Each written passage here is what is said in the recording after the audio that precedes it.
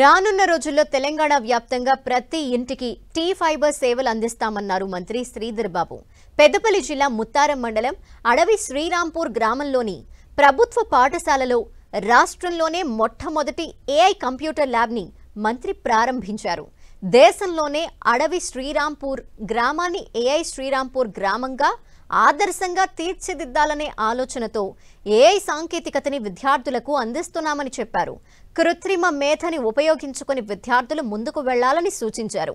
భవిష్యత్తులో అన్ని గ్రామాల్లోనూ ఏఐని డెవలప్ చేస్తామని హామీ ఇచ్చారు.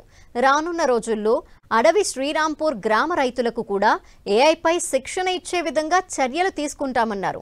త్వరలో జిల్లా వ్యాప్తంగా ఉన్న ప్రభుత్వ పాఠశాలల ఉపాధ్యాయులకు ఏఐ సాంకేతికతపై శిక్షణ ఏర్పాటు చేస్తామన్నారు. ఎంత దూరం వరకు సాంకేతిక పరిజ్ఞానాన్ని ఉపయోగించుకొని మన మేధస్సును పెంచుకునే ప్రయత్న భాగంలోనే ఈరోజు ల్యాబ్లు ఉపయోగపడతాయి.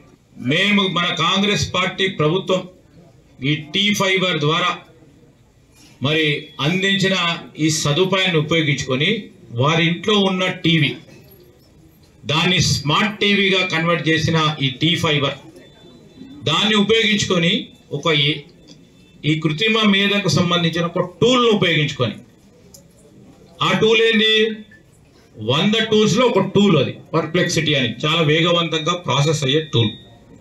దాన్ని ఉపయోగించుకోవాలని ఆలోచన రావడం, దాన్ని ఉపయోగించుకొని క్లాసులు మొదలు కాకముందే 5 చాప్టర్లు కంప్లీట్ చేసుకొని ఈరోజు అందరికంటే ముందంజలో ఉండే ప్రయత్నం చేశారు.